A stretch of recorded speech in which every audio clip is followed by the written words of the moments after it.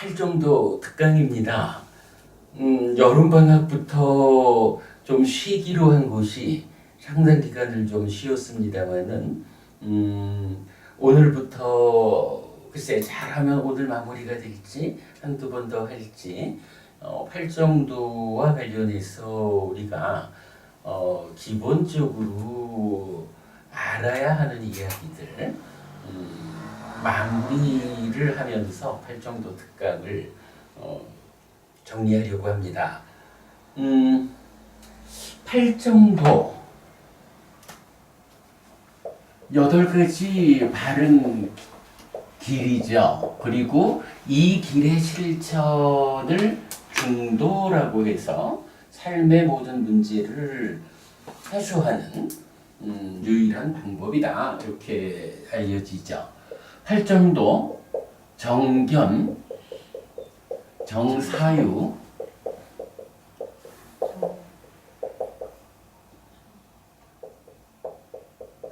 정어, 정업, 정명, 정정진, 정령, 이 7가지를 필수품으로 해서 만들어지는 정정, 바른 삼매가 있다.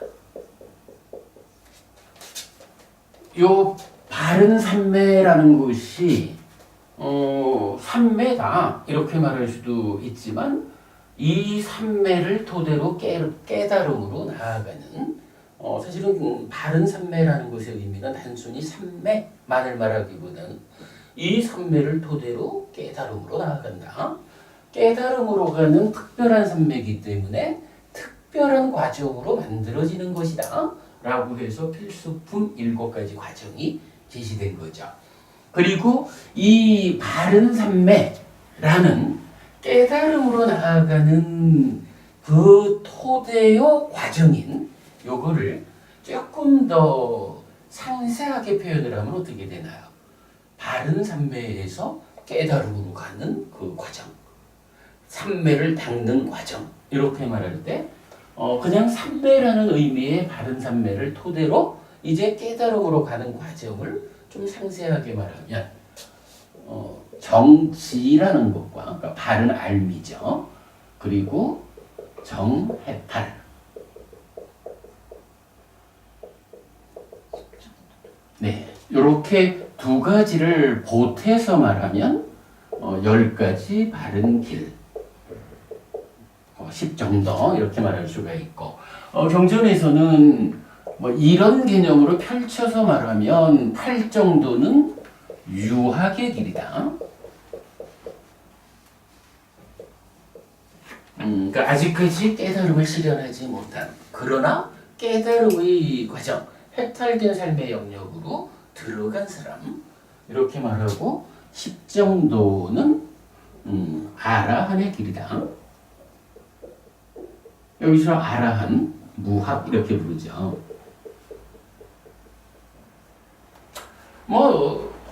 이것이 팔정도 지역. 오늘은 가능하면 2가지 주제를 이야기하고 가능하지 못하면 1가지 이야기만 하려고 합니다.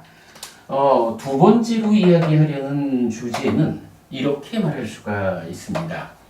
자, 정견부터 정명까지 요 과정은 한마디로 말하면 뭐가 되나요? 업을 지어하는 것이죠.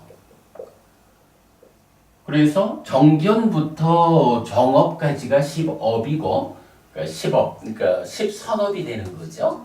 정명은 그러한 10업의 실천된 포괄적인 생활 그리고 그러기 위해서는 올바른 직업이 필요하다. 이런 내용을 담고 있지만 어쨌든 정견부터 정명은 업을 제어한다. 제어된 행위를 하는 것이다. 이렇게 말할 수가 있겠고요.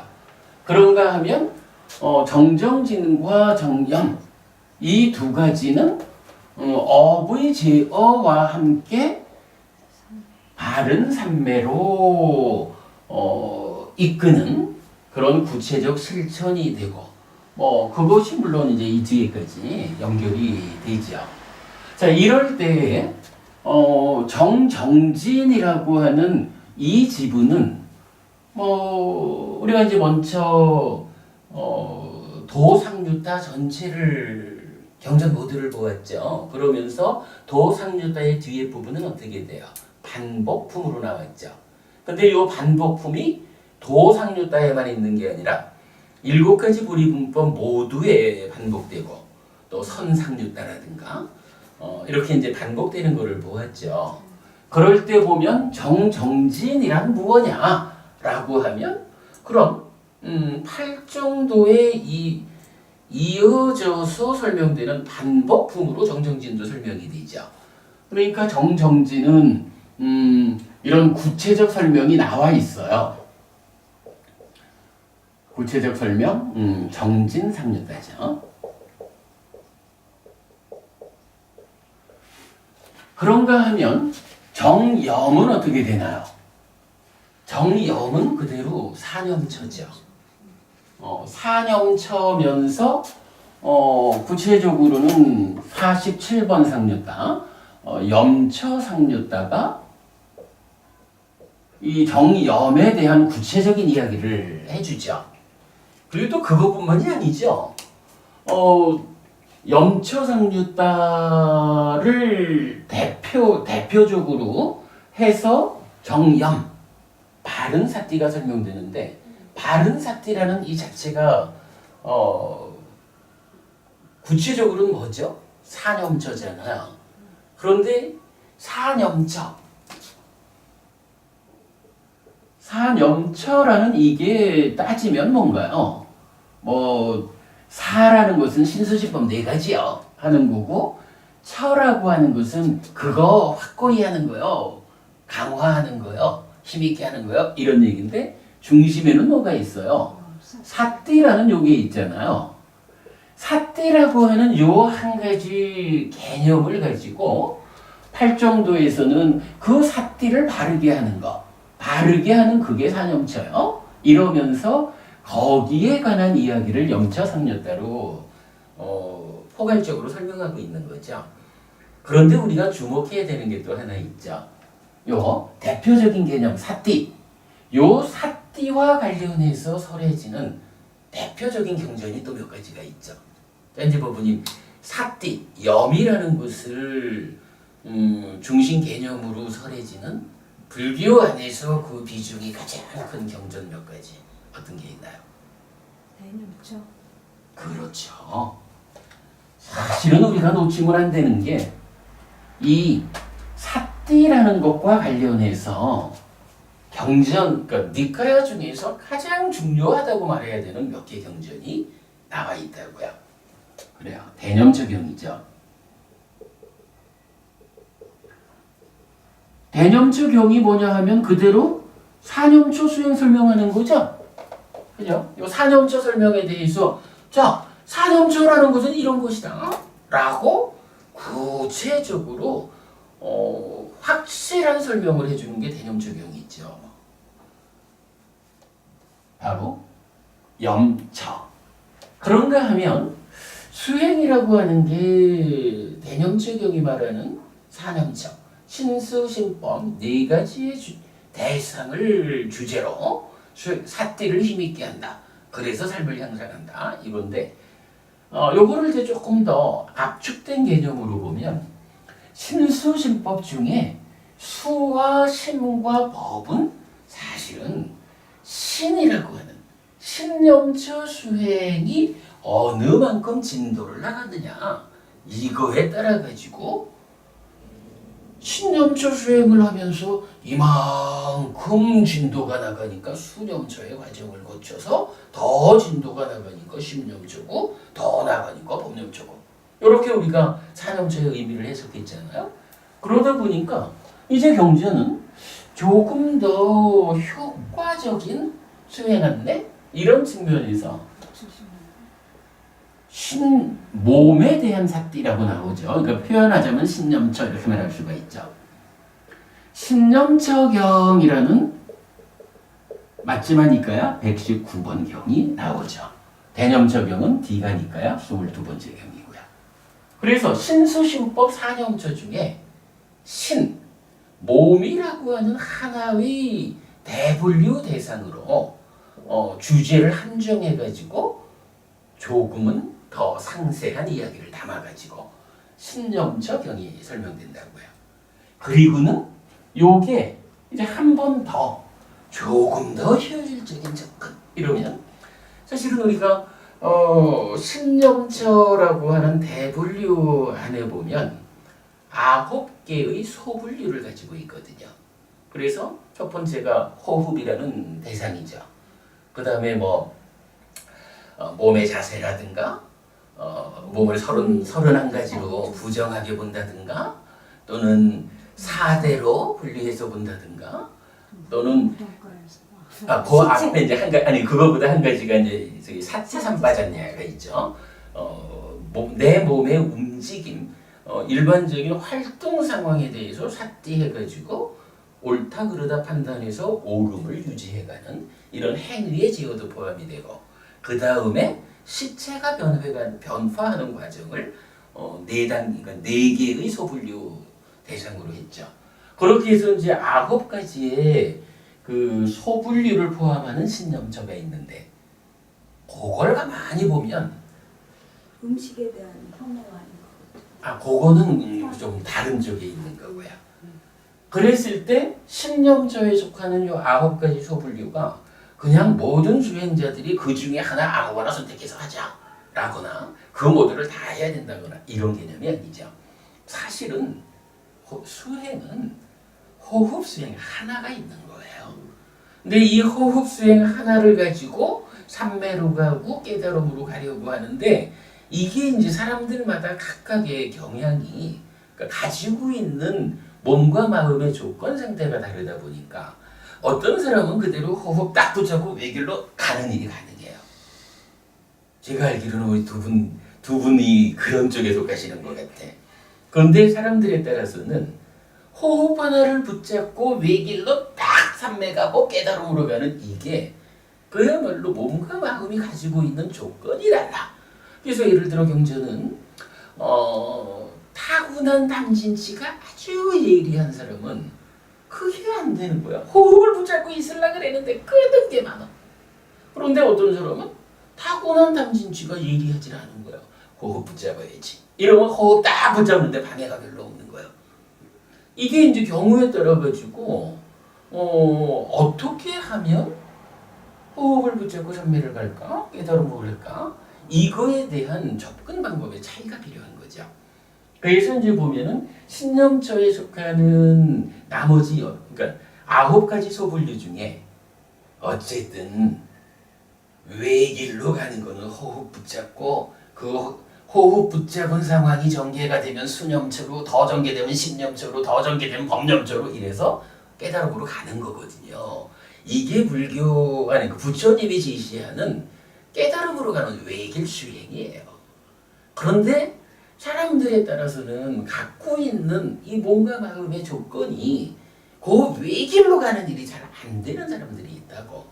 그럴 때에 부처님이 호흡을 붙잡고 가는 그 길에 동참을 시키기 위한 보완적인 방법으로 물론 이제 그 중에 그 삼바자나까리 우리가 24시간 앉아서 호흡만 볼 수는 없는 거니까 일상의 삶에서도 행위를 잘 삭디해가지고 제어하는 요걸로 또 하나의 수행이 제시되는 것은 이거는 보완적 좀 부수적이기는 하죠. 그러나 삶의 한 부분을 말하는 거 이렇게 말할 수 있겠지만 나머지 특히 이제 부정관이나 말씀하신 시체를 관찰하는 거나 이런 부분은 도저히 탐진치가 강해가지고 안 되는 거예요. 그럴 때 좋다. 그렇다면 일단은 탐진치이 예리하게 작용하는 이거를 먼저 좀 가라앉혀야 되겠다. 그 방법으로 어떻게 할까? 내 몸을 한번 보자. 몸이라는 게 머리카락에서부터 콧구멍에서는 콧물이 질질 흐르고 뭐 조금만 살갗이 벗겨져도 다 온통 핏덩어리고 이렇게 내 몸이라는 것이 그렇게 탐할 거리가 못 된다. 뭐 이런 식으로 부정관이라는 거죠. 이렇게 접근을 해가지고 호흡 붙잡고 외길로 가는 이 수행을 방해하는 타고난 담진지의 예리함 이런 부분을 먼저 좀 다독거려 가지고 물론 이게 누구나 할 수는 없죠. 아주 그 외길 수행으로 가기 위한 피나는 훈련을 하는 사람 중에 거기 가는 방해거리를 막기 위해서 이런 일을 하는 뭐 그런 의미로 우리가 개념을 볼 수가 있겠죠. 이제 그런 식으로 해서 뭐 시체의 변화 과정을 본다거나 이런 부분들이 제시가 되어 있는 거죠.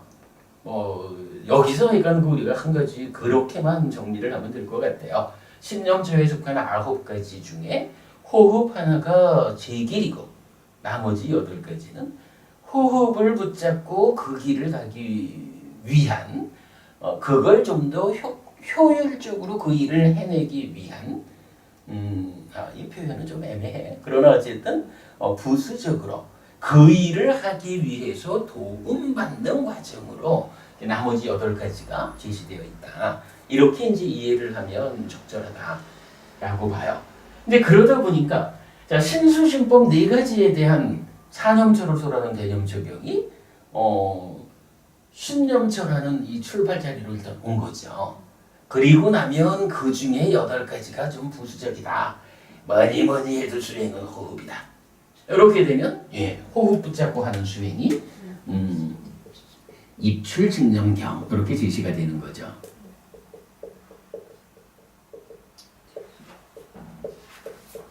요게 맞지마니까요. 118번경이죠.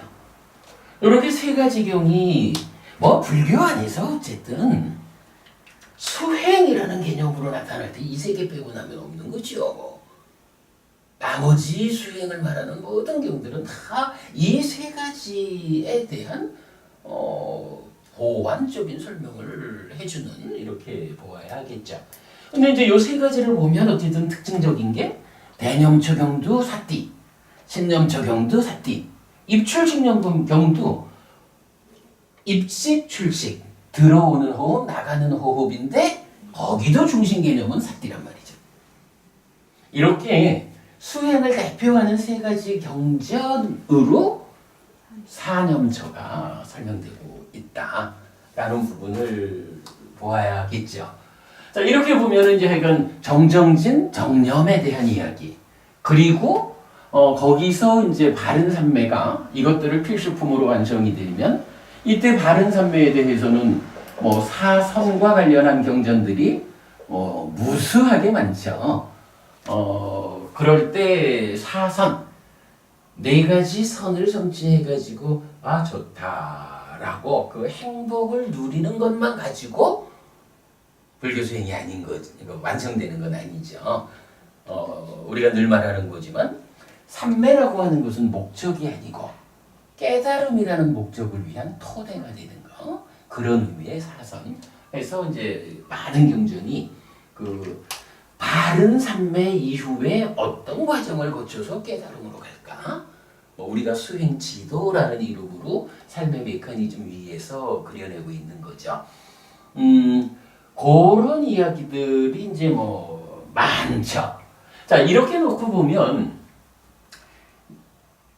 8정도 8가지 길 중에 5가지 포괄해서 어배지요. 정정진과 정념과 정정이 각각이 많은 경전들을 통해 가지고 정말 상세히 설명하고 있죠. 우리가 지금 8정도 특강 이렇게 말을 하지만 요즘 우리 부산법회에서 뭘 하나요? 수행경전 하고 있거든요. 그래서 수행경전이 벌써 꽤 1월 말부터 시작을 했으니까 오래 했어요. 수행경전 하면서 염처상류다 40개 경전 다 봤어요. 40개. 그리고 뒤에 반복품은 8정도 반복 그대로 나오고, 그 다음에 수행과 관련한 개념적인 이야기를 준비하고 그리고 나서 지금 대념 적용을 이제 거의 이제 대념 적용의 끝 부분으로 가고 있거든요.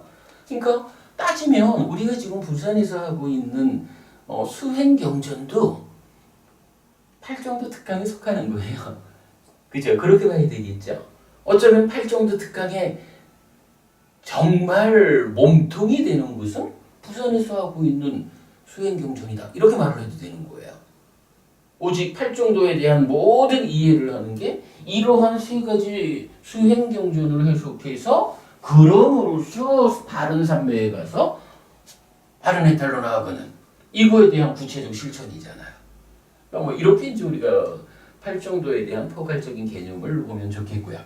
자, 제가 이제 오늘 두 가지 주제를 하자 그랬는데 두 번째 하려는 이제 주제는 뭐냐 하면 8정도가 이렇게 각각에 대한 상세함이 설명되는데 사실은 또 한 가지 봐야 하는 게 있어요. 자, 우리가 지난번에 보았지만 업을 제어하는 이 일을 할 때 어떻게 했나요?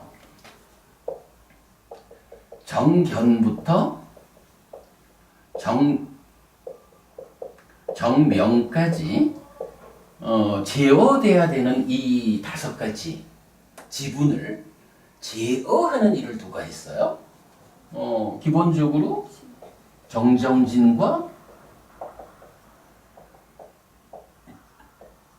정념 이 두 가지가 구체적으로 일을 하는 거잖아요. 그러니까 아무래도 사념처라고 하는 분명하게 나의 현재 행위 상태를 발견해가지고 잘못된 거는 올바름으로 되돌리고 올바름은 유지 형성하는 그런 노력이 업을 제어하는 거잖아요. 거기서 구체적으로 그런 노력을 실행하는 거 정정진이잖아요. 그래서 업을 제어하는 곳에 구체적 역할을 이 두 가지가 하는 거라고요. 수행의 측면에서는 더 나가서 삼매로 가는 걸 요기하죠. 근데 여기서 한 가지 선행하는 것이 있었죠. 정견 내지 정명, 업을 제어하자라고 할 때 필요한 게 뭐예요? 사념초 수행은? 그러니까 사념초 수행에서도 결국 발견하고 나면 해야 될 게 뭐냐 하면 노력한다는 것 앞에 옳고 그름을 판단하는 삼빠자나라는 개념이 있잖아요. 그러니까 지금 내 몸과 마음의 행위 상황을 사띠 발견했어. 발견한 상태에서 이게 잘하는지 못하는지 옳고 그름이 판단되어야 잘못된 거는 버리고 옳음으로 이끌잖아요. 옳다고 판단될 때 유지하고 향상하잖아. 그 아타피 삼파자노 사티마의 삼파자나 그거잖아요. 근데 이제 그 역할이 필요한 거죠. 그래서 우리 이제 마치마니까야 118, 119 나왔지만 마치마니까야 117번 지난번에 한 거죠. 커다란 마흔의 경. 거기에서는 정견이라는 것을 여기에 한 번 더 써준 거죠. 여기도 정견이 있지만 정견하고 여기에 선행한다라는 말을 썼었죠. 선행하는 정견. 그래가지고 선행하는 정견이 어떤 것이 바른 견해고 어떤 것이 바르지 않은 견해인지 확실히 알아야 거기에 따라서 내 마음 상태가 잘하는지 못하는지 발견해서 노력한다. 이렇게 된 거죠. 정사유가 무언지 분명히 알아야 틀린 걸 고칠 수가 있죠. 요래 가지고 선행하는 정견이라는 개념이 나오면서 요 세 가지가 함께 묶여서 업을 제어하는 그리고 이 연장선상에서 삼매에 드는 여기서 물론 바른 삼매죠.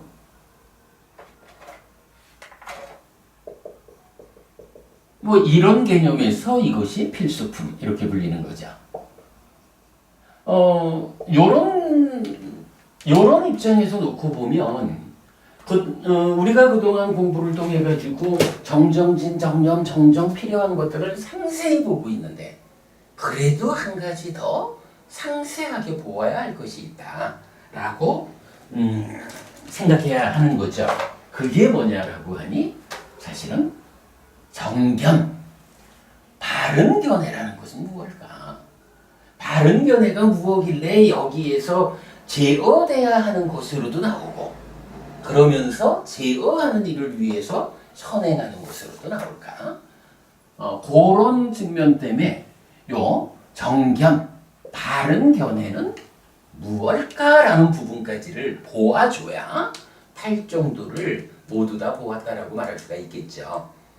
그 이야기를 좀 해보려고 하는 거예요. 그리고 특히 바른 견해를 우리가 분명히 알아야 되는 이유는 뭐죠? 저기 요거 업이라는 것을 말할 때 업은 뭐 10업으로 말하면 이게 이제 아니 잠깐만 신업, 구업, 의업 이러잖아요. 이럴 때 이제 신업, 구업이 있고 의업은 간탐, 진해, 사견 뭐 또는 정견 이래 나오지만 요거를 업에 대한 이해를 하는데 이렇게 나눠볼 수가 있잖아. 신업, 구업은 드러나서 전달되는 거고 의업은 드러나 전달되지 않는 거고 요렇게 구분을 했었죠. 그런 가운데 한 번 더 구분을 하면 견해라는 것과 사유라는 것으로 의업을 다시 구분했었잖아. 그리고서는 이제 경전은 비유하기를 견해는 씨앗과 같다. 그래서 10악업의 입장에서는 나쁜 씨앗이 뿌려지면 나쁜 싹이 터가지고 나쁜 나무로 자라나가지고 그 결과로 괴로움의 열매가 맺힌다. 그러나 10선업 쪽에서는 정견, 좋은 씨앗이 뿌려지면 좋은 정사유라는 좋은 사유로 싹이 트고 그것이 몸과 말의 행위로 좋은 나무로 자라나서 어떻게 해요? 고멸,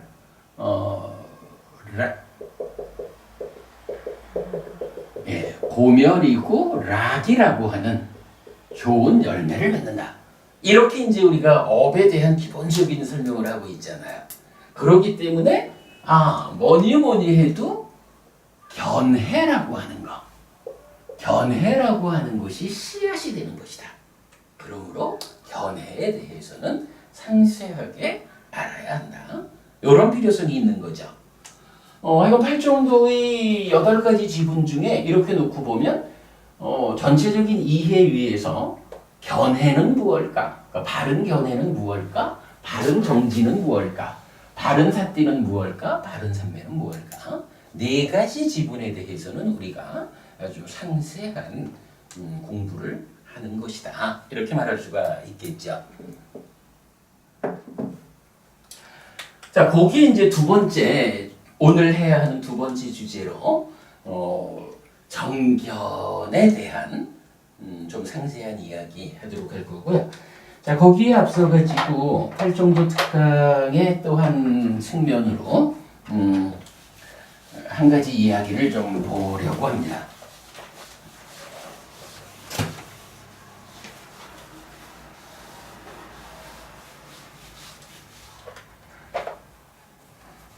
오늘 2가지 교재를 드렸는데요. 첫 번째 교재가 부미작용 요약해서 소원이 있으세요. 이렇게 정리된 자료입니다.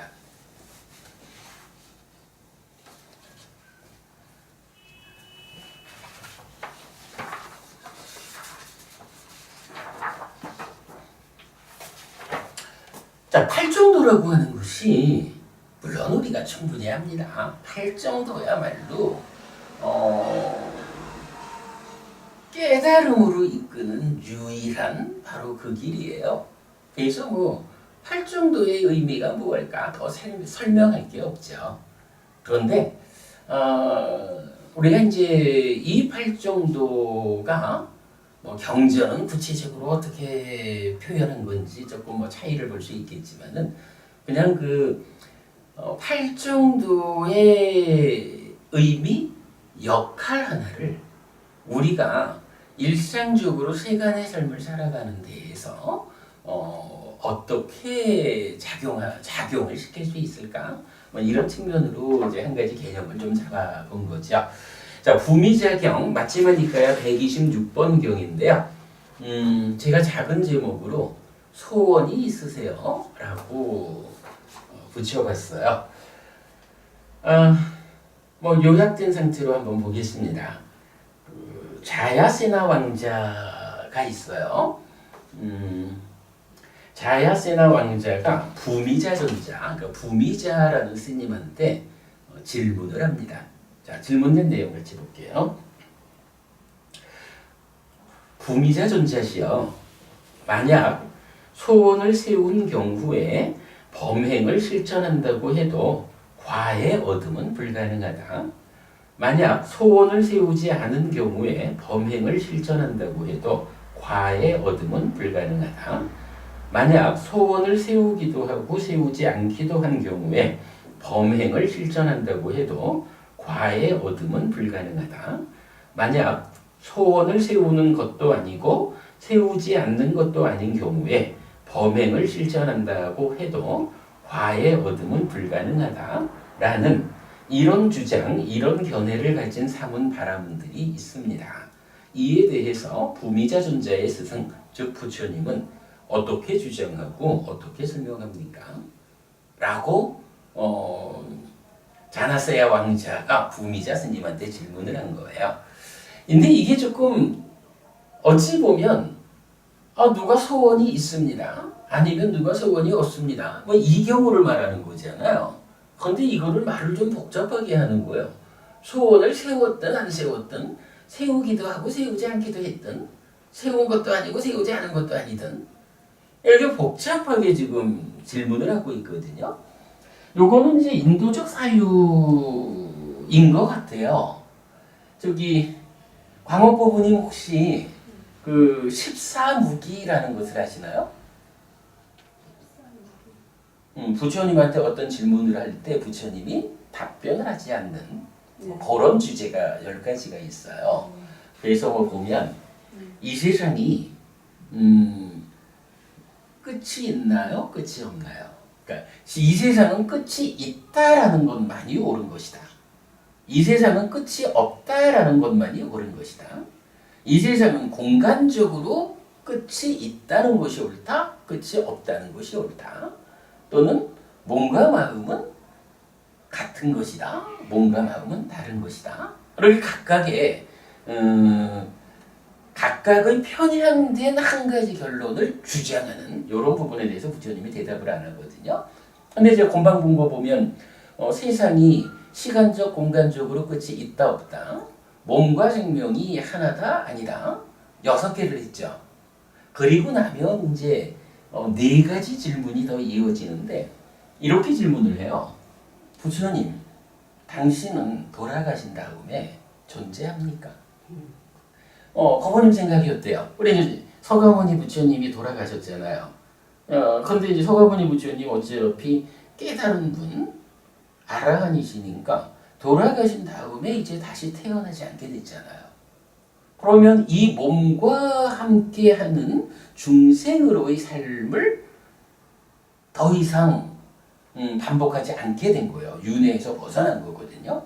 그러면 이것을 생각해 보면 좀 궁금하기는 해요. 우리와 같은 이 몸과 함께하던 부처님의 그 마음, 그래서 몸과 마음이 함께해서 중생으로 우리처럼 사시다가 깨달음을 성취하셨어요. 그래서 아라한이 돼서 윤회에서 벗어났어요. 그랬더니 돌아가신 다음에는 이 몸과 함께하는 중생의 영역, 중생의 세상으로 되돌아오지 않는 거예요. 다시 태어나지 않는 거예요. 그러면 몸과 함께하지 않게 되었다라고 하는 그 다음 상황, 쉽게 말하면 부처님 돌아가신 다음의 상황. 그러면 부처님 돌아가신 그 다음의 상태가 법부님 어떻게 생각하세요? 있다, 어떤 형태로든 존재한다 이렇게 봐야 하나요? 그게 관점에 따라 다를 것 같아요. 그러겠죠. 네. 몸과 연관시키면 유신론의 입장에서는 없는 거잖아요. 존재하지 않는다고 얘기할 수밖에 없는 거고 음. 우리가 근데 그건 어차피 중생의 영역에서 해탈한 분이니까 네. 중생의 영역을 기준으로 없다 이럴 수도 없지. 그렇죠. 그러니까 중생의 눈으로 봤을 때 우리가 있다 없다라고 얘기할 수 없는 거죠. 그죠? 사실은 그게 답이죠. 네. 경전에서 보면 부처님 돌아가신 다음에 있습니까? 라고 말하면 그게 그렇게 헤아려지는 게 아닙니다. 헤아려지지 않는다는 거예요. 당신의 사고의 능력이 미치는 자리가 아니다. 이런 의미겠죠? 금방 무슨 말씀이에요? 아니요, 저는 중생의 의미로서는 존재하지 않지만은 중생을 넘어선 의미로서는 존재하지 않는다. 거기에 대해서 말할 수 없다는 답이 맞을 거예요. 왜냐하면 그렇죠. 중생이라는 것은 이미 존재를 그럼. 설정하고 말하는 거기 때문에 그렇죠. 그 관점에서는 없는 거죠. 그렇죠. 그러나 그것을 초월한 초월된 감성의 그 상황. 개념을 초월한 그 세상에서는 그걸 논할 그렇지. 가치가 없는 질문이다 해서 그렇죠. 뭐 그런 의미죠. 그런데 이제 그거를 14무기라고 하는 10가지 일에 대해서 부처님이 대답하지 않는다. 이 중에 앞에 6가지 받고 남아있는 4가지가 뭐냐 하면 지금 이 질문이에요. 첫째로 부처님 돌아가신 다음에 존재합니까? 존재한다라는 것이 옳습니까? 이거예요. 부처님이 여기에 대답을 안 하는 거예요. 뭐 아니다 이렇게 말하는 게 아니고 대답 자체를 안 하는 거예요, 부처님이. 그리고 이어서 그러면 부처님 돌아가신 다음에는 존재하지 않는다. 존재하지 않는다라는 요 표현이 돌아가신 이후의 어떤 상황을 정확히 말하는 것입니까? 할 때도 부처님 대답을 안 해요. 근데 사실은 이제 우리 입장에서 보면 존재하는 겁니까? 존재하지 않는 겁니까? 이러면 코끝이지 뭐. 둘 중에 하나겠지요 뭐. 그런데 그 제가 아까 이제 인도적 사유 이렇게 말씀을 드린 게 인도 사람들의 어떤 철학이 조금 다른가 봐요. 그래서 그러겠죠. 그래서 인도 사람들은 여기에 또 다른 질문을 해요. 그러니까 그들이 볼 때는 어떤 그 자기네들의 사유 가능한 존재 상황인가 봐요. 존재하기도 하고, 존재하지 않기도 한다. 존재하기도 하고 존재하지 않기도 한다. 말할 때마다 헷갈려요. 이런 경우가 답입니까? 라고 할 때 여기도 부처님이 대답을 안 해요. 그리고는 이게 끝이 아니요. 한 가지가 더 있는 거예요. 존재하는 것도 아니고 아니지. 거꾸로. 그러니까 이게요. 말할 때마다 헷갈린다니까? 존재하는 것도 아니고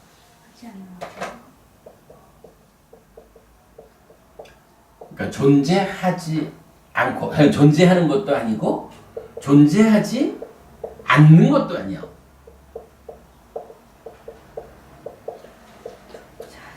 이렇게 질문을 해요. 여기도 부처님이 대답을 안 해요. 그러니까 이제 인도 사람들의 사유로는 존재라고 하는 하나의 명제를 놓고 존재할까? 존재하지 않을까? 뭐 이게 뭐 철학적이지 않아서 그런지 몰라도 우리는 하든 안 하든 둘 중에 하나지요. 뭐. 근데 이런 인도적 사유에서는 존재하기도 하고 존재하지 않기도 하는 그런 경우가 사유가 되는 거죠. 심지어는 존재하는 것도 아니고 존재하지 않는 것도 아니다라는 상태까지 이렇게 4가지로 말을 하는 거예요. 그런데 부처님이 이 4가지 모두에 대해서 답을 안 해요. 답을 안 하는 이유는 뭘까요? 부처님이 결론을 몰라서 그럴까요? 그건 아니라고요. 자, 우리가 방금 이제 중생이라는 이야기를 했지만 이것이 누구의 사유의 영역이냐 하면 중생의 사유 영역이라. 그런데 이 중생이란 존재가 어떤 존재일까? 라고 하면 뭐 쉽게 이렇게 보면 되죠.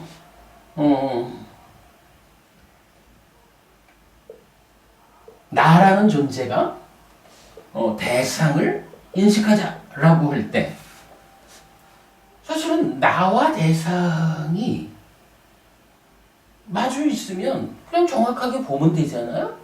그런데 지금 중생의 문제 상황을 어떻게 말하는 거예요? 중생들은 뭐 여러 가지로 말하지만 근본적으로 보면 여기에 가래라는 게 있다는 거야. 나하고 대상 중간에 가래라는 게 있어서 가래가 어떤 형태로든 나여, 내 거여, 나의 자여 이런 식으로 작용을 해가지고 대상을 대상 그대로 있는 그대로 보게 하지를 않는다는 거죠. 맞죠? 공감하죠? 이게 대상에 대한 왜곡이고 이런 걸 뭐라고 부르냐 하면 니미타라는 말을 쓰는 거잖아요. 그리고 그뿐만이 아니요. 가래 정도가 아니고 여기 하나가 더 있어. 뭐가 있을까요? 무명이라는 게 하나가 더 있는 거예요. 그래가지고 가래가 이미 가리고 있는 거를 무명이라고 하는 게 한 번 더 가리고 있는 거예요.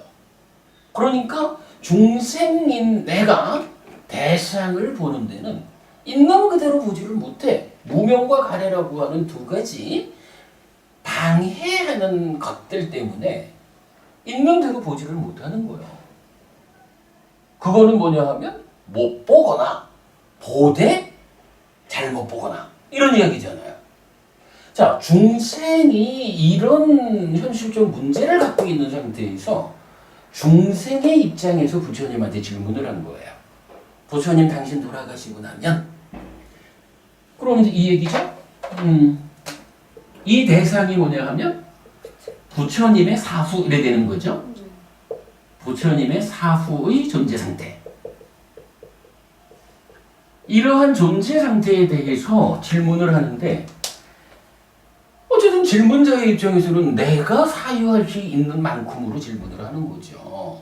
그러니까 이 존재 상태를 질문하는데 무명과 가래가 가리고 있다라는 것 때문에 중생으로 볼 수 있는 사유의 영역이 존재한다라고 보거나 존재하지 않는다라고 보거나 존재하기도 하고 존재하지 않기도 한다라고 보거나 존재하는 것도 아니고 존재하지 않는 것도 아니다라고 보는 그런 사유의 방법, 사유의 영역이 있는 거예요.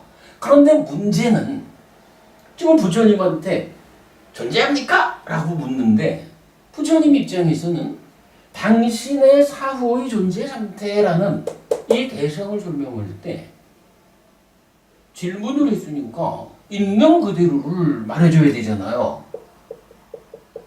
있는 그대로의 상태, 존재하는 그대로를 알려줘야 되는데 그 존재 상태를 설명하려고 보니까 존재합니까? 라니까 존재하는 건 아니야. 존재하지 않습니까? 존재하지 않는다라고 문제는 중생이 무명과 가래에 의해서 제한된 영역으로 정의된 그런 의미에 존재하지 않는 그것도 있는 그대로의 모습이 아닌 거예요. 존재하기도 존재하지 않기도 하는 그것도 있는 그대로의 모습하고는 다른 거예요. 그러니까 그렇다라고 말할 수가 없어. 4번도 마찬가지예요. 이 네 가지 중생이 사유할 수 있는 모든 영역을 다 이것이 맞습니까? 라고 말을 하는데 부처님 입장에서는 그것들이 모두 이 네 가지 중에 어떤 거 하나가 답이다라고 하면 그건 아니고 3번이 답이요.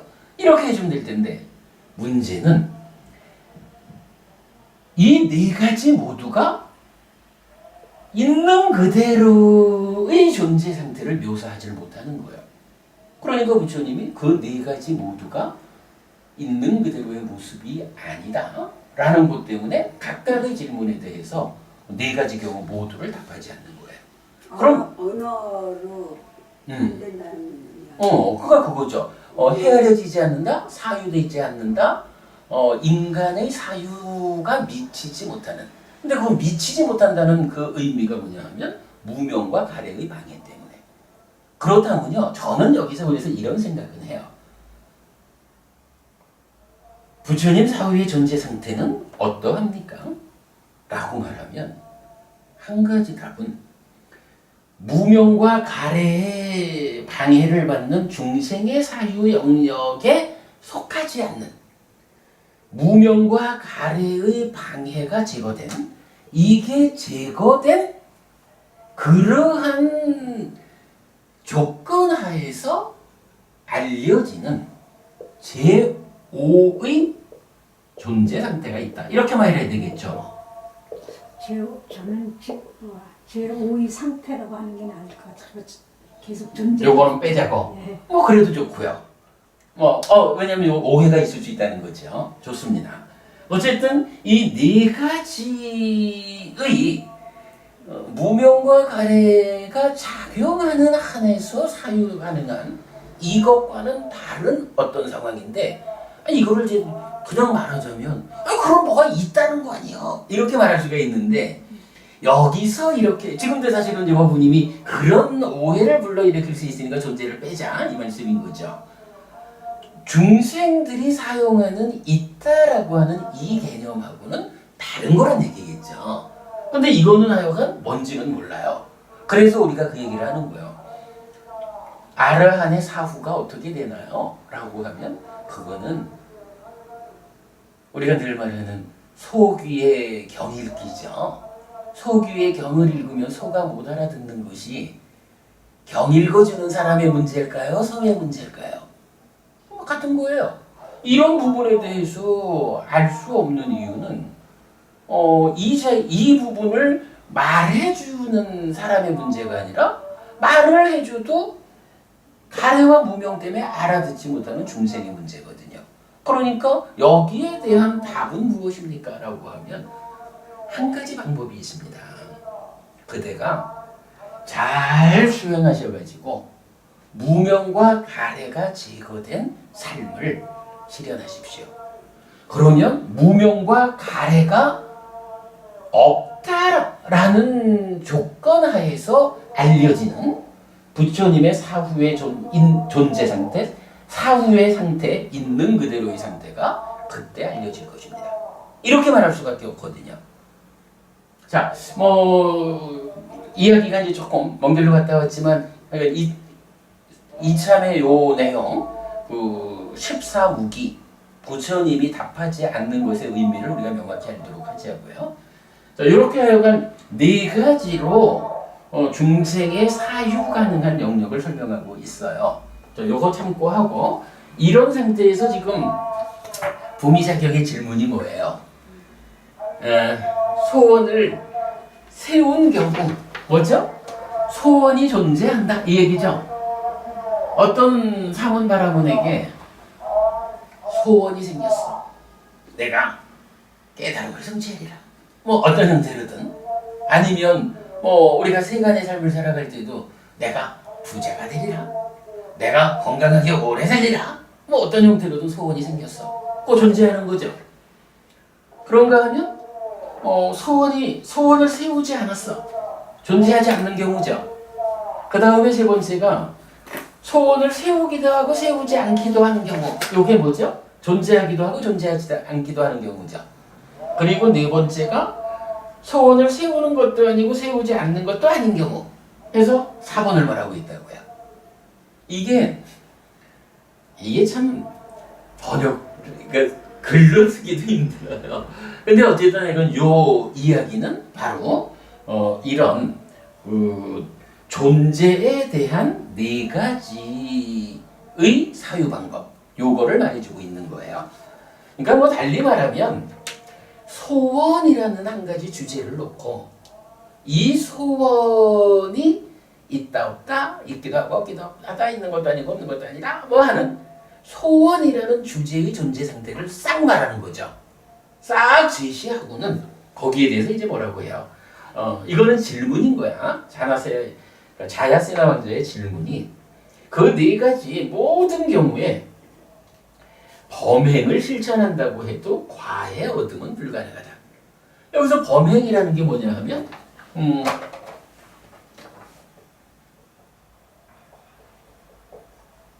브라흐마짜리야. 우리가 이 범행 청정한 삶이다 이렇게 이제 이해하는 거지만 구체적인 거는 뭐예요? 삶을 향상으로 이끄는 향상하는 삶? 그러니까 고멸을 지향하는 삶? 이렇게 이제 이해할 수 있는 말이죠. 수행자의 삶 이런 게 모두 다 결국은 삶을 향상하겠습니다.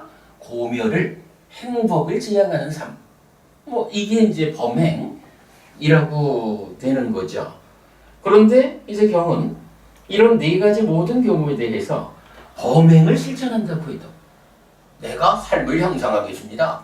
고멸이 실현된 행복한 삶을 살아야겠습니다. 라고 이러한 삶을 실천한다 이거예요. 그런데 문제는 뭐예요? 이 왕자가 질문하는 것은 이렇게 범행을 실천함에도 불구하고 여기서 과의 얻음이랬죠. 과라는 거는 뭐예요? 어떤 행위를 하면 행위의 결과로 생겨나는 거 이거죠. 여러분 보라는 개념하고 다르죠? 과는 행위를 통해서 생겨난 결과고 그 생겨난 결과를 내가 예를 들어서 100이라는 결과가 생겨났는데 이 100을 100 그대로 내가 다 경험할 거냐. 그러니까 100의 행복이 생겨났는데 100만큼 행복을 다 누릴 것이냐. 아니면 조금 뭔가 다른 문제가 생겨서 10만큼밖에 못 누릴 것이냐. 아니면 좋은 일이 겹쳐가지고 1000으로 누릴 거냐. 이런 생겨난 결과를 직접 나의 삶에서 경험하는 것을 보라고 하죠. 요거 황 부부님 요거 분명히 구분되죠.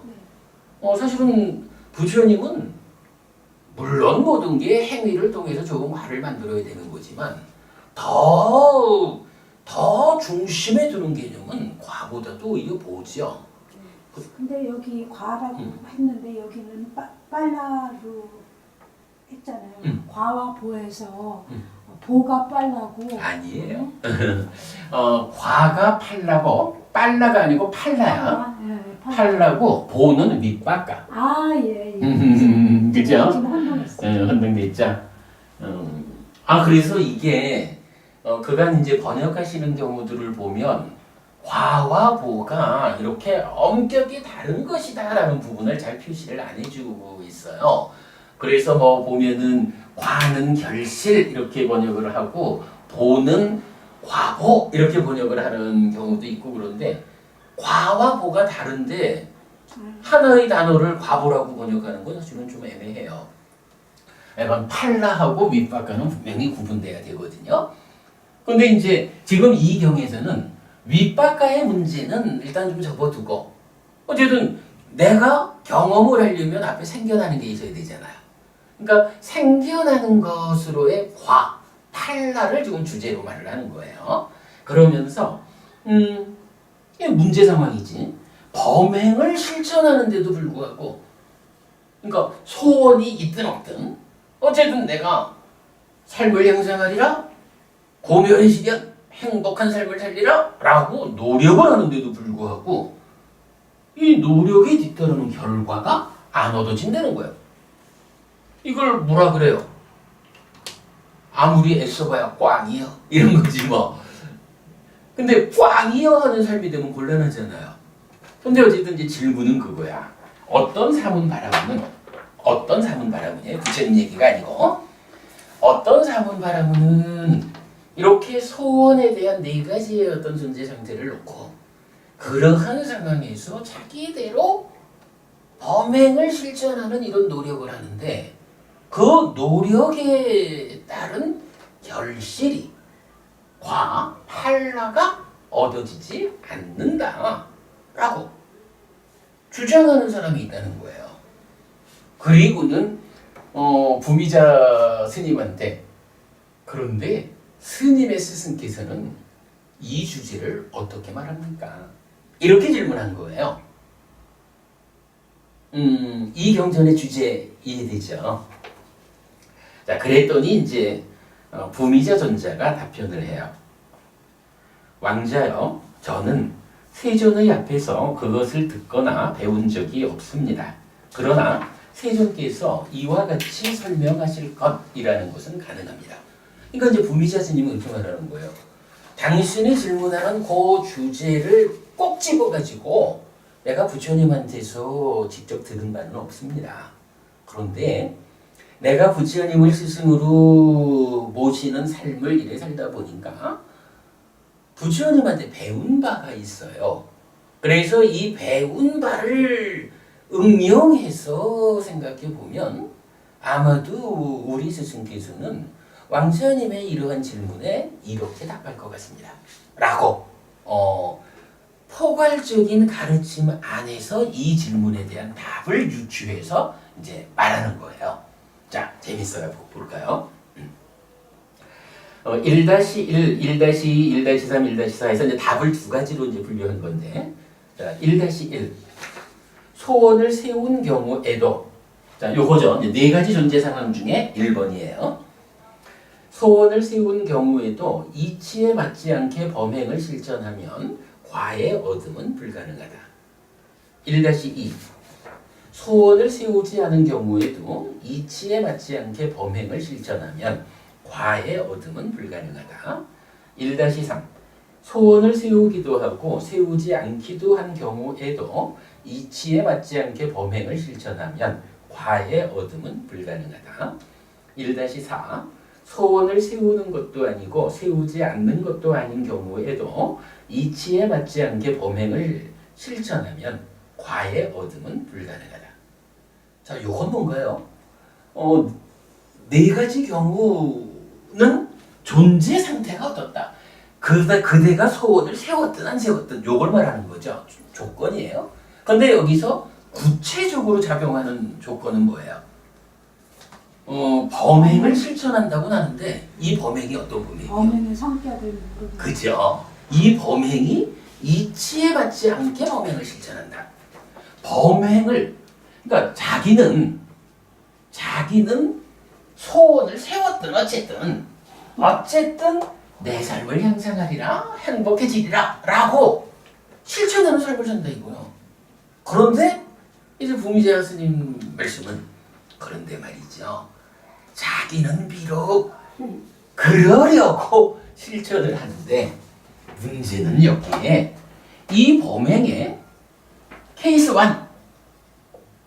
이게 이치에 맞지 않는 거예요. 이런 경우에는 나는 삶을 향상하리라 라고 애는 쓰고 있지만 예를 들어서 이런 거 우리가 자주 비유해드는 거죠. 지금 우리가 별내에 있네요. 뭐 그냥 서울이라고 칠까요? 서울에서 우리 해피법당 부산법당을 가야겠어요. 그래서 자 그러면 지금부터 부산법당으로 출발합시다. 이렇게 해서 이제 가는 거예요. 그런데 가다가 무슨 바람이 불었는지 부산 가는 길에서 빠져나와가지고 강릉 가는 길을 가고 있어요. 그러면 어떻게 되나요? 나는 부산을 가리라 라고 하는 지향은 세웠잖아요.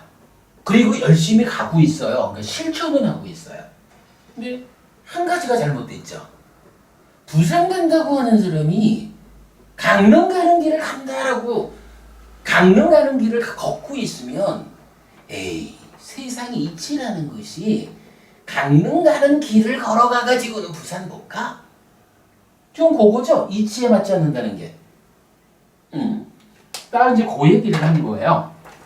그래서 뭐 네 가지 경우 그대로에 대해서 어쨌든 범행은 실천한다 해도 이치에 맞지 않게 범행을 실천한다, 노력한다 해서는 과가, 즉 향상된 삶이라는 결과, 행복하다, 고멸이 실현됐다라는 그런 결과가 안 생겨나요. 이런 이야기죠. 그리고 이제 이어가지고 그러나 2-1 소원을 세운 경우에도 이치에 맞게 범행을 실천하면 과의 얻음은 가능하다. 2-2 소원을 세우지 않은 경우에도 이치에 맞게 범행을 실천하면 과의 얻음은 가능하다. 2-3 소원을 세우기도 하고 세우지 않기도 한 경우에도 이치에 맞게 범행을 실천하면 과의 얻음은 가능하다. 2-4 소원을 세우는 것도 아니고 세우지 않는 것도 아닌 경우에도 이치에 맞게 범행을 실천하면 과의 얻음은 가능하다. 이렇게 말한 거예요. 이건 뭐예요? 뭐 그냥 그대로지 뭐. 부산법당을 가려고 하는데 출발! 해가지고 부산 가는 길을 잘 따라가고 있는 거예요. 그러면 당연히 부산 가는 길을 따라가면 부산에 닿는 것은 이치에 맞는 일이에요. 이거죠. 케이스 2. 이치에 맞음. 이거죠. 그래가지고 부미자 존재는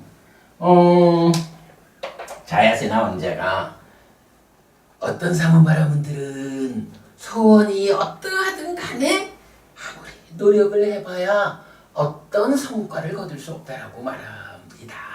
당신 스승은 어떻게 말합니까? 이러니까 우리 스승께서는요, 내가 직접 이 주제를 가지고 말씀을 듣지는 못했는데 우리 스승님의 포괄적 가르침을 응용해서 답하자면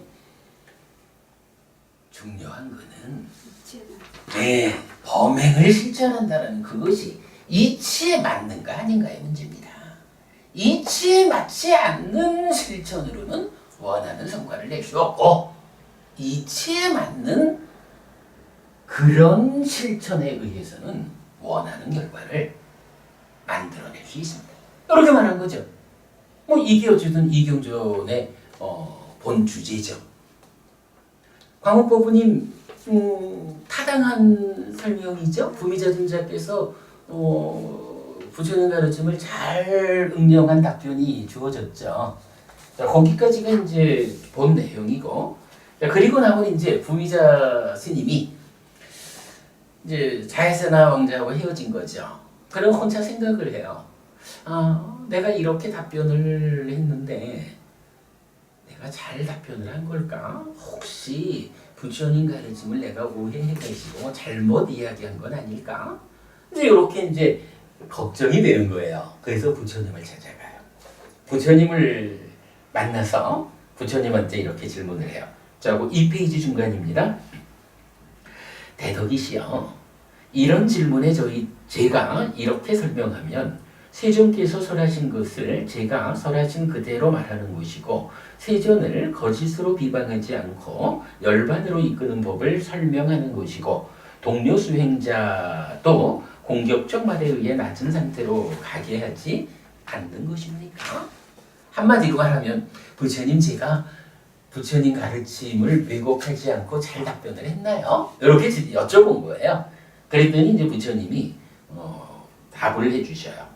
부미자여, 참으로 이 질문에 그대가 이렇게 설명하면 내가 설한 것을 설한 그대로 말하는 것이고 나를 거짓으로 비난하지 않고 열반으로 이끄는 법을 설명하는 것이고 어떤 동료 수행자도 공격적 말에 의해 낮은 상태로 가게 하지 않는다.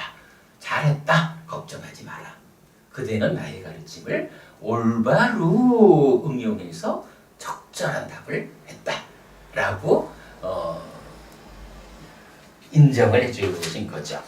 그러면서 이제 부처님이 여기에 대해서 이어지는 말씀을 좀 하시는 거예요.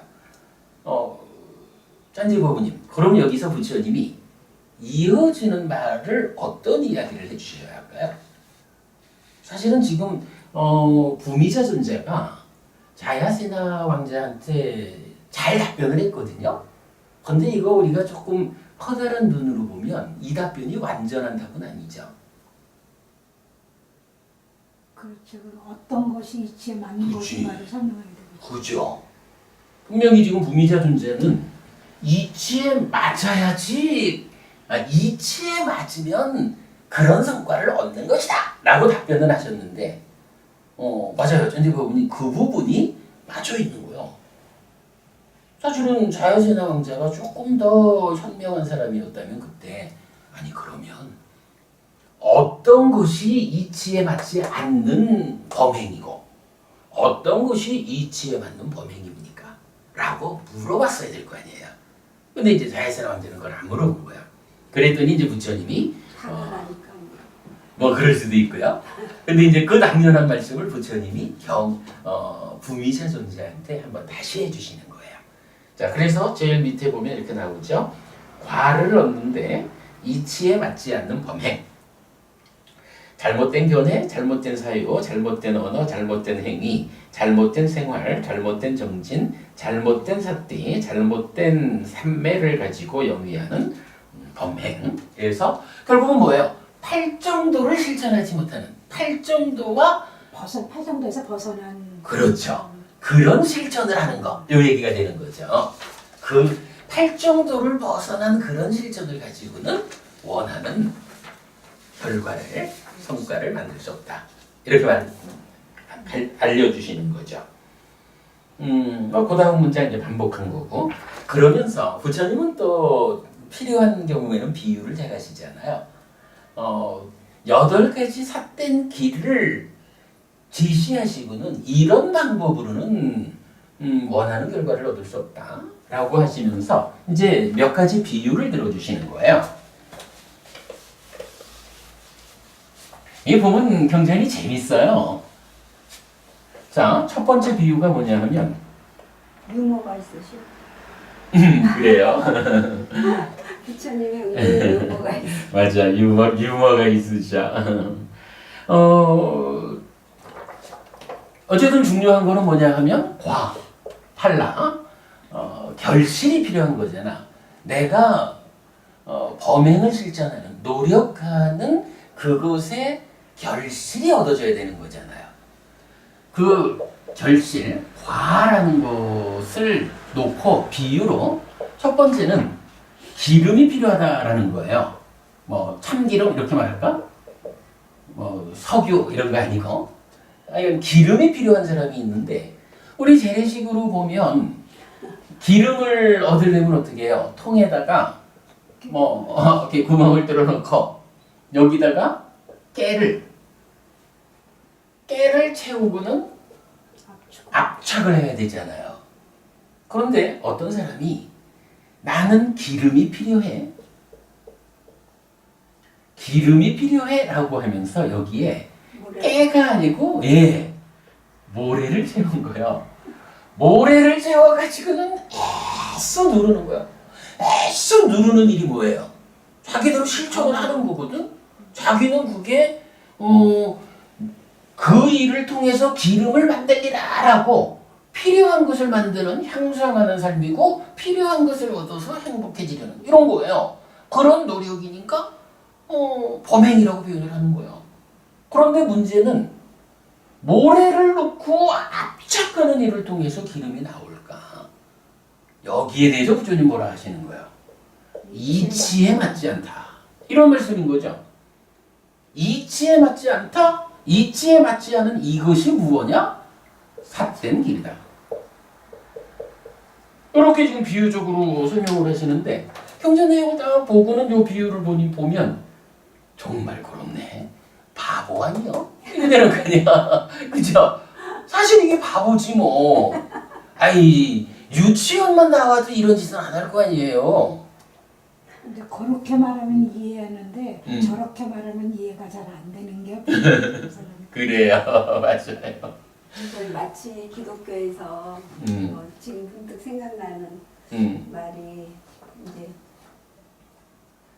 서울에서 부산을 가는 길이 여러 개가 있는데 다 갈 수 있다. 그런데 그 바른 길은 예수님을 영접해서 가야지 그것이 바른 길이다 하는 생각이 지금 어디서 생각이 나거든요. 그러니까 이제 우리가 이제 그런 상황을 어떤 설정된 이렇게 이제 표현을 했지요. 그러니까 이제 사실 생각해 보면 참 웃기는 거예요. 무슨 짓을 하고 있느냐고, 그죠? 그들이 하는 짓이 무슨 짓을 하고 있는 거냐고. 거기까지만 하고 넘어가요. 자, 그 다음에 비유를 4개를 들어주거든요.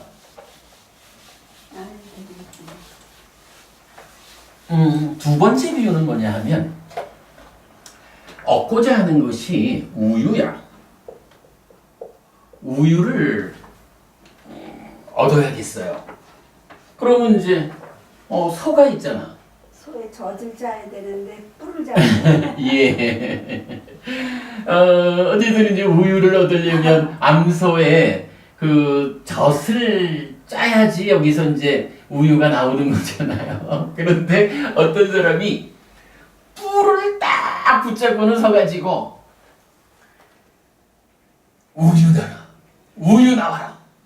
그러면 암소가 우리 주인님이 내 뿔을 잡은 의미는 우유를 달라는 거구나 해가지고 스스로 알아서 젖을 주나요? 아니잖아. 이런 짓을 하고 있다는 거예요. 이거 이치에 안 맞죠. 이래가지고 우유가 안 나오죠. 이런 비유를 해주셔요. 그리고 세 번째 비유는 뭐냐 하면 버터가 필요해. 버터라는 게 이게 제조되는 과정을 제가 잘 모르지만요. 우유를 넣어야 돼요. 예, 우유가 뭐 응유가 된다 하죠. 그리고 또 뭐 해가지고 4단계인가를 거쳐서 버터 이렇게 얘기를 보통 하더라고. 근데 이건 잘 모르겠어. 근데 이제 요렇게 버터가 나오려면 이런 과정이 어쨌든 우유를 넣고 우유를 교반해주는 이 과정이 진행되면서 이렇게 과정이 전개돼서 버터가 된다. 제가 정확히 공정은 모르겠어. 우유를 계속 이렇게 저어야 돼요. 예, 그런 거죠. 기름하고 물은 서로 상극인데 물을 항아리에 부어오니까 이게 안 되잖아요. 그래 이제 어쨌든 하여간 네. 그 버터를 얻고자 하는데 이 사람은 지금 어떻게 하냐면 우유를 넣고 교반을 하는 게 아니라 물을 여기에 맹물을 넣은 거예요. 네. 물이라는 것은 1000만 번을 저어줘도 이거는 버터가 되지 않아요. 그지? 물은 버터가 되기 위한 조건을 안 갖추고 있다고. 그런데 열심히 물을 넣고 돌리고 있으면서 언제 버터가 나오나? 죽을 때까지 돌려봐라 버터가 나오나? 이거지요. 이치에 맞지 않는 방법인 거죠. 요렇게 비유를 해줘요. 그리고 이제 마지막 네 번째 비유가 뭐냐 하면 불이 필요해. 옛날에 불이라는 거야. 나무 토막 놓고 이 나무 토막에 부시막 돼가지고 비비는 일을 해가지고 불을 만드는 거잖아요. 그런데 예, 나무 토막도 물이 묻었어. 젖었어. 거기에 이 부시막대도 젖었어. 이러면 사실 불이라고 하는 것은 마찰력에 의해 가지고 불을 피우는 건데 거기에 적당히 물이 젖어 있으면 이게 마찰력을 일으켜서 불을 일으키나요? 이건 아마 이런 시절, 원시 시절, 부처님 때도 이게 그렇게 쓰였는지 모르겠네. 근데 이제 부처님 때 당시의 사회 상황으로 불을 이렇게 만들었다는 거겠죠. 아마도 하인 보고 불 좀 만들어라 이랬는데 하인이 요런 짓 하고 있으면 바보 천치. 아마 가장 작은 벌로도 그날 저녁은 굶었을 거야. 그죠? 쫓겨나지 않으면 다행이지. 요런 짓을 하고 있다는 거죠. 안 되잖아 이거 가지고. 그래서 이제 부처님 첫째로 그래 부미자여 그대가 말 잘했다. 그런데 그대가 말한 그대로의 내용에서 볼 때 성과를 거둘 수 없는 결실을 얻을 수 없는 이치에 맞지 않는 실천이라는 거, 범행이라는 것은 바로 팔중도라는 이 행복을 만드는 이 길과 다른 그 길 밖에 있는 삿된 길을 실천하는 것이 바로 결실을 만들지 못하는 방법인데 그게 비유하자면 이러하다. 이렇게 말씀을 하신 거예요. 참 진짜 광옥과부님 말씀대로 부처님이 유머러스 하셔요. 보면. 그리고는 이제 이어가지고 그렇다면 당연히 결실을 만들 수 있는 실천, 이취에 만든 실천을 알려주시겠죠. 이제 그 부분이 이어지죠. 과를 얻는데 이치에 맞는 범행 해서 바른 견해, 바른 사유, 바른 말, 바른 행위, 바른 생활, 바른 정진, 바른 사띠, 바른 삼매에 팔 정도가 결론적으로 말하면 이거죠. 팔 정도가 무엇입니까? 라고 하니 결과를 얻을 수 있는, 그러니까 과를 얻게 하는, 과를 얻게 하는 이치에 맞는, 예, 이치에 맞는 실천, 이치에 맞는 범행, 이 얘기죠. 결론은 팔 정도가 바로 요거다 라고 알려주시면서 이제 동일한 비유를 반복한다고요. 자, 이 비유 어떻게 되나요? 마지막 장에 가면 기름이 필요한 사람이 참깨를 통에 채우고 압착하는 것과 같다. 이제 현명한 사람은 모래를 누르는 바보짓 안 한다고 모래 대신에 참깨를 넣는 거예요. 참깨를 넣고 압착하는 노력을 하면 거기서는 기름이 나온다고요. 기름이라고 하는 결실을 얻는 이치에 맞는 방법이 바로 발정도다. 이렇게 말을 하는 거예요. 그리고 두 번째, 우유가 필요한 사람이 더 이상 암소에 뿔 붙잡고 하는 바보짓 안 하고 암소에 젖통을 붙잡고 우유를 짜는 이런 일을 하면 마실 우유가 생긴다는 거죠. 그리고 세 번째로 버터가 필요한 사람이 물을 젓는 바보짓 안 하고 여기에 우유를 넣고 교반하는, 이러면 교반하는 이 노력을 중간에 포기하지 않는 한 버터라고 하는 결실이 생긴다. 이렇게 말하는 거죠. 그리고 네 번째, 마지막 비유는 불이 필요한 사람이 마른 나무 조각을 부신목으로 문지는 것 같다. 바보야, 불이 필요하면 물 묻지 않은 건조한 나무 토막을 건조한 부신목으로 비벼야 되는 것이요. 그것도 사람에 따라서는 조금 비비다가는 아이고 발 아파 이럴 수도 있지만, 그러나 범행이라는 건 어차피 실천이거든요. 그대가 좀 힘들다라는 부분을 이겨내고 노력에 노력을 거듭하면 여기서 불이 피어오르는 것이요. 이렇게 말하는 거죠. 요렇게 말하는 것이 이경 마치마니까야 126번 부미자경의 전체적인 내용입니다. 자, 제가 이경전을 보고 진짜 무릎을 쳤었는데, 저는 정말 이경전에서 딱 이 표현을 했어요. 소원이 있으세요? 누구든 소원이 있다면 이거 어떡하나요? 원하기만 하고 기도하는 일 가지고 이루어지나요? 우리 원암경과 이유경 두 개 경전을 이어서 본 적이 있죠? 부처님이 원한다고 해서 기도한다고 해서 이루어질 것 같으면 누가 늙겠느냐? 그죠? 짠디부부님도 지금 한 30시절로 살고 계시면 참 좋을 거예요. 왜 늙겠어요? 그러나 이것이 그런 방법으로 이루어지는 것이 아니다라는 게 우리 삶의 현실이니까 시간이 지나면 늙어지는 거잖아요. 팔정도를 실천하는 일을 통해 가지고 비록 몸이라고 하는 조건 지어진 이 상태는 시간을 조건으로 늙어가지만, 그러나 나의 삶은 늙어가는 몸과 함께하는 가운데에서 더 현명해지고 더 성숙해지고 더 행복해지는 삶을 사는 거잖아요.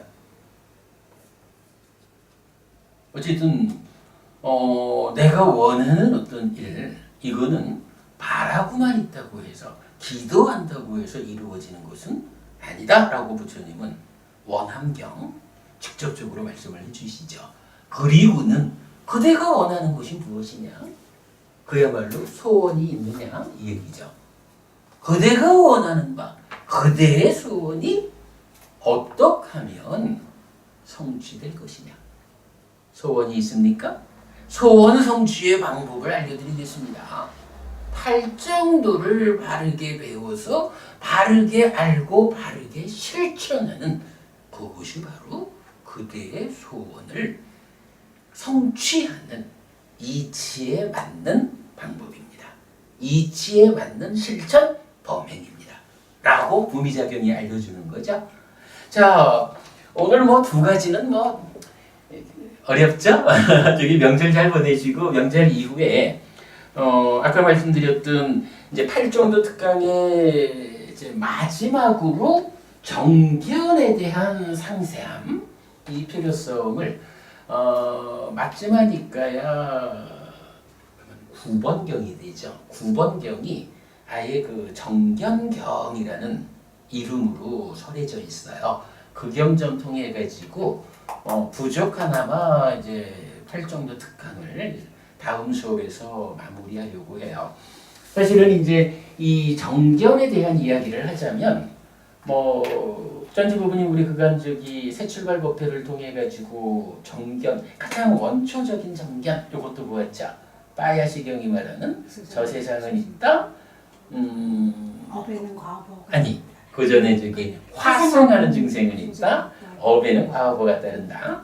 여기에서부터 시작해가지고 기본적으로 또 8정도에서는 정견을 고진멸도 사성제에 대한 알무로 나타나기도 하고 10업을 설하는 여러 경전에서는 빠야시경의 정견이 좀 확장된 그런 정견이 나오기도 하고 또는 견해상류다라는 상류다도 있어요. 그쪽에서도 중심적으로는 이제 무상보부화라는 정견을 말해주고 있고 또 주목할 게 그 디가니까야 첫 번째 경이 법망경이잖아요. 그 법망경은 62가지의 경우로 삿된 견해들을 쭉 설명해주고 바른 견해는 뭐냐라는 부분도 전설해주니까 사실은 굉장히 중요하죠.